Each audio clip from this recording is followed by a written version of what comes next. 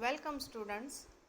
In the last video, we have completed the initial part of the activity sheet pattern. We have seen and discussed the question first A and B, question second A, question second B, and question second C. And also we have seen section second poetry and appreciation, question 3A and question 3B appreciation. Now we are going to see the next part of the activity sheet pattern. Section 3 writing skills. This is also a very important part for our exam. Let's see these activities. Question number 4. Complete the activities as per the instructions given below. 16 marks. हा topic 16 मार्कांसाठी असेल.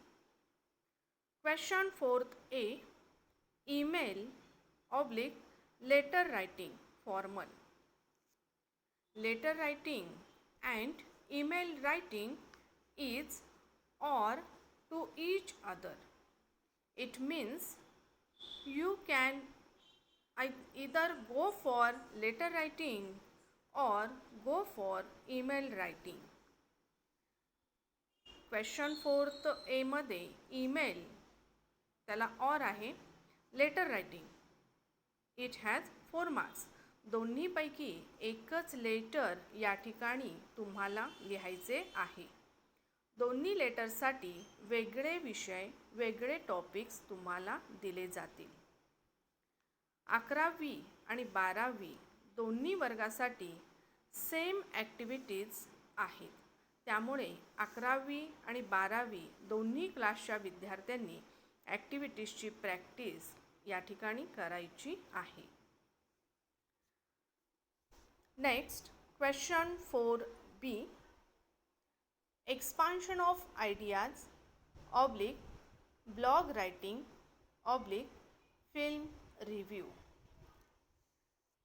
बघा question 4B मध्ये 3 options आहेत. Expansion of ideas और blog writing और film review. 3 ऑप्शन्सपैकी एकच activity तुम्हाला एक्झाममध्ये लिहायची आहे. Question 4C. Appeal / leaflet / report writing / view counter view. It has 4 marks. Question 4C मध्ये 4 ऑप्शन्स आहेत.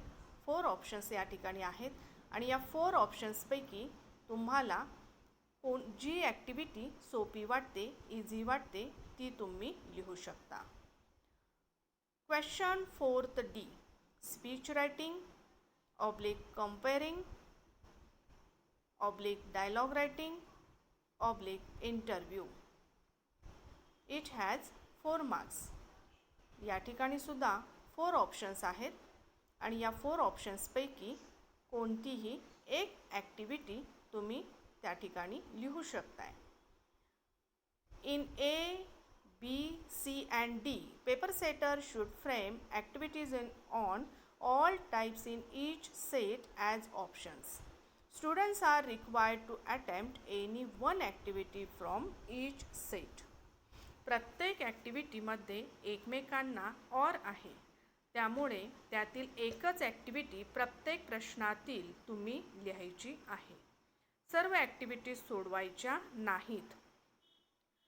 फर्स्ट क्वेश्चनमध्ये 2 पैकी एक ॲक्टिव्हिटी सोडवायची.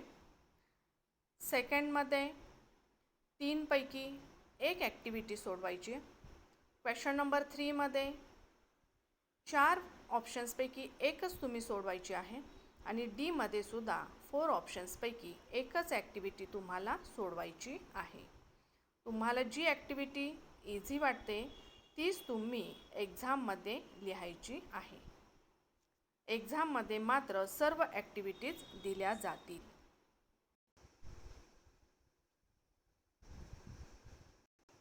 या ठिकाणी टोटल 13 ॲक्टिव्हिटी विचारल्या जातील. त्यातील तुम्हाला 4 ॲक्टिव्हिटीज लिहायच्या आहेत. म्हणजे प्रत्येक क्वेश्चनमधील question 4A, question 4B, question 4C आणि क्वेश्चन 4D अशा 4 क्वेश्चनमधील प्रत्येक ह्याच्यातली एक एक ॲक्टिव्हिटी तुम्ही लिहायची आहे.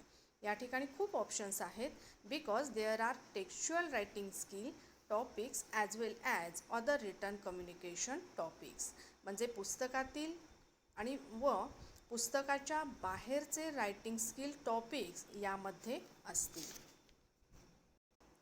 11वी आणि 12वी या दोन्हीही वर्गासाठी सेम ॲक्टिव्हिटीज आहेत. त्यामुळे 11वी आणि 12वी दोन्ही क्लासच्या विद्यार्थ्यांनी या ॲक्टिव्हिटीजचा भरपूर सराव करायचा आहे, भरपूर प्रॅक्टिस करायची आहे. तुम्हाला जी ॲक्टिव्हिटी इझी वाटते तीच तुम्ही एक्झाममध्ये लिहायची आहे. एक्झाममध्ये मात्र सर्व ॲक्टिव्हिटीज दिल्या जातील. All these writing topics are useful for your future life. भविष्यासाठी हे सर्व रायटिंग स्किल टॉपिक्स महत्त्वाच्या आहेत. प्रत्येक टॉपिक विथ ऑप्शन्स जरी असले तरी सर्व टॉपिक शिकून घ्यायचे आहेत. या सर्व रायटिंग स्किलमध्ये करिअर करण्याची पण संधी असते. त्यामुळे त्यामध्ये तुम्हाला जर स्किल निर्माण झाले तर भविष्यामध्ये त्याचा तुम्हाला खूप चांगला फायदा होऊ शकतो. So all these writing topics are useful for your future life and your career. Now here we have completed section 3 writing skill.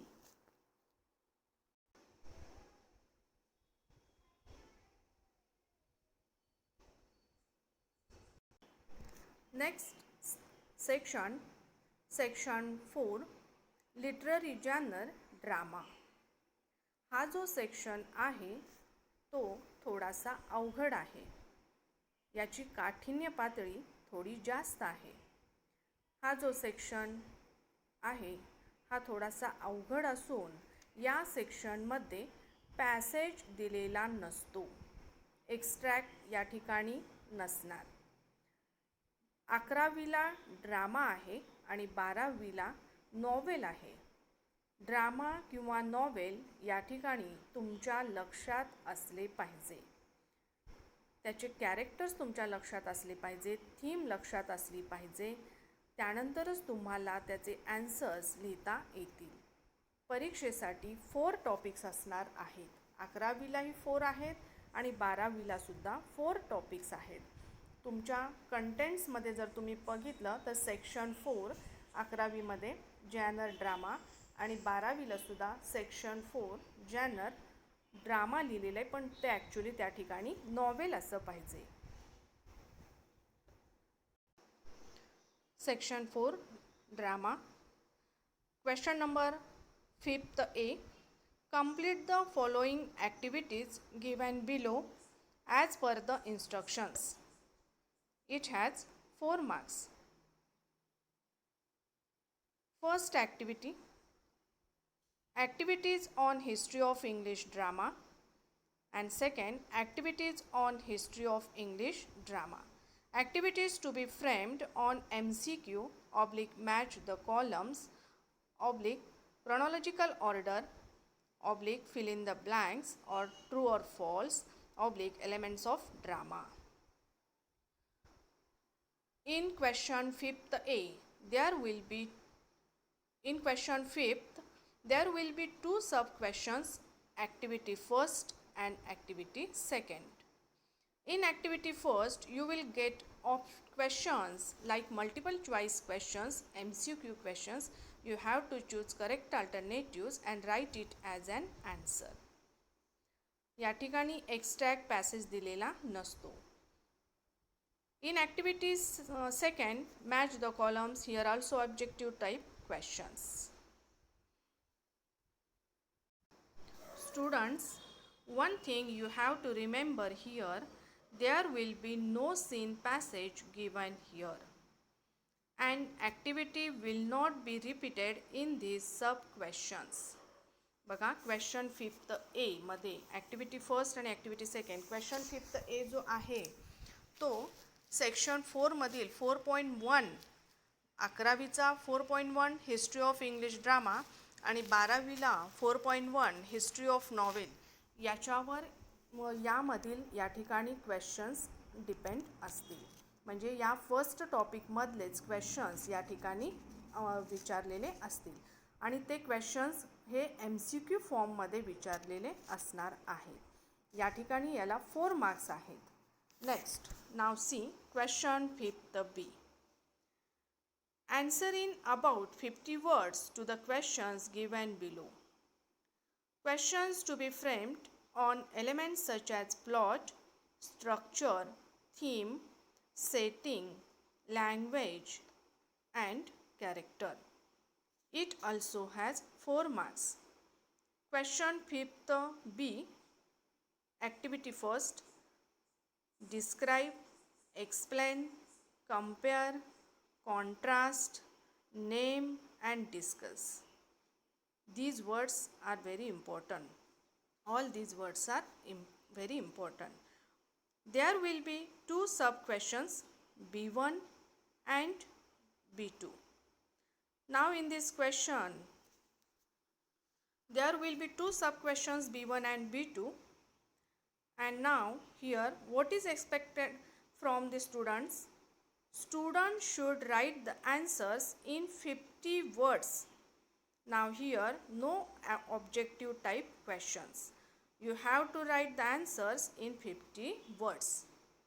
तर या ठिकाणी हा जो क्वेश्चन 5th B आहे तर त्याचे जे सब क्वेश्चन्स आहेत ते B1 आणि B2 असतील आणि 11वीला 4.2 वर आणि 12वीलाही 4.2 वर या लेसनमधीलच प्रश्न या ठिकाणी विचारले जातील.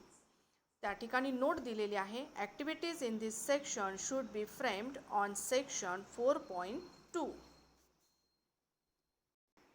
Next question 5th C. Answer in about 50 words to the questions given below. It also has 4 marks. Questions: plot, structure, theme, setting, language, character. या ठिकाणी याच्यावर डिपेंड असेच क्वेश्चन्स विचारले जातील. C1 describe, explain, compare, contrast, name, discuss. म्हणजे या वर्ड्सचा वापर करून प्रश्न तुम्हाला विचारले जातील. C2 illustrate, interpret, narrate, justify, find and identify. 2 marks. C. Note, activities in this section should be framed on the unit 4.3 A, A Midsummer Night's Dream. तर 11वीला हा टॉपिक आहे आणि 12वीसाठी 4.3 around the world in 80 days या टॉपिकवर या ठिकाणी questions विचारले जातील. म्हणजे या क्वेश्चन 5th B आणि क्वेश्चन 5th C हे दोन्हीही क्वेश्चन्स पॅटर्न सेम आहेत. Question 5th D. Answer in about 50 words to the questions given below. It also has 4 marks. Questions depend upon plot, structure, theme, setting, language, character. D1 and D2. Same questions will be here. For 2 marks. एक question D1 2 मार्क्ससाठी असेल, D2 2 मार्क्ससाठी असेल. या ठिकाणी सुद्धा ही जी activity आहे या ॲक्टिव्हिटीमध्ये हा जो ॲक्टिव्हिटी आहे तो 4.3 unit 4.3 B and enemy of the people हा 11वीला लेसन आहे आणि त्यावर ह्याच्यावर क्वेश्चन्स असतील. आणि 12वीला द साइन ऑफ 4.4 यामधील सर्व क्वेश्चन्स या ठिकाणी असतील. बघा, हा जो सेक्शन आहे तो थोडासा अवघड आहे कारण या सेक्शनमध्ये पॅसेज दिलेला नसतो. You have to remember here there will be no seen passage given here. या सेक्शनमध्ये तुम्हाला जो ड्रामा असेल किंवा नॉवेल असेल ते तुमच्या लक्षात असले पाहिजे. यामध्ये कोणते कॅरेक्टर्स आहेत, याची थीम काय आहे किंवा त्या ड्रामामधील प्लॉट काय आहे याची सर्व माहिती तुम्हाला पाहिजे. तरच तुम्ही याचे ॲन्सर्स व्यवस्थित लिहू शकता. हा प्रत्येक जो क्वेश्चन आहे तो परीक्षेसाठी 4 मार्कासाठी आहे आणि या ठिकाणी 4 टॉपिक्स आहेत. तुमच्या टेक्स्टबुकमध्ये जर तुम्ही पाहिलं तर सेक्शन 4मध्ये 11वीलाही 4 टॉपिक्स आहेत आणि 12वीलाही 4 टॉपिक्स आहेत.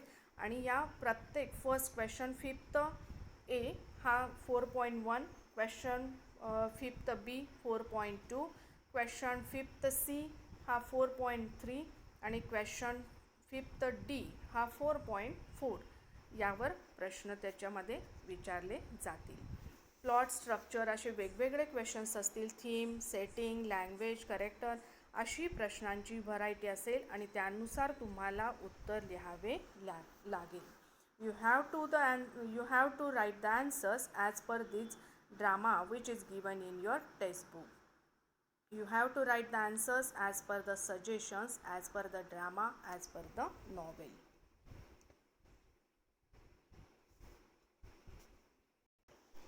Students, here we have completed 80 marks question paper format. या ठिकाणी आपण 80 मार्काचा फॉर्मॅट क्वेश्चन पेपर फॉर्मॅट पाहिलेला आहे. या ठिकाणी तुम्हाला दिसेल activity sheet format 80 marks, subject English, class 11th. पण हा सेम पॅटर्न 12वीला आहे. त्यामुळे कोणतीही 12वीच्या विद्यार्थ्यांनी किंवा 11वीच्या विद्यार्थ्यांनी याची काळजी करायची नाही. बोर्डाचा हा पॅटर्न आहे आणि यामध्ये 40 मार्क्स खूप इझी टॉपिक्स असतात, 40 मार्क्स मीडियम असतात आणि 20 मार्क्स हा थोडासा डिफिकल्ट टॉपिक्स असतात. So I think you have understood the activity sheet format. Okay, thank you.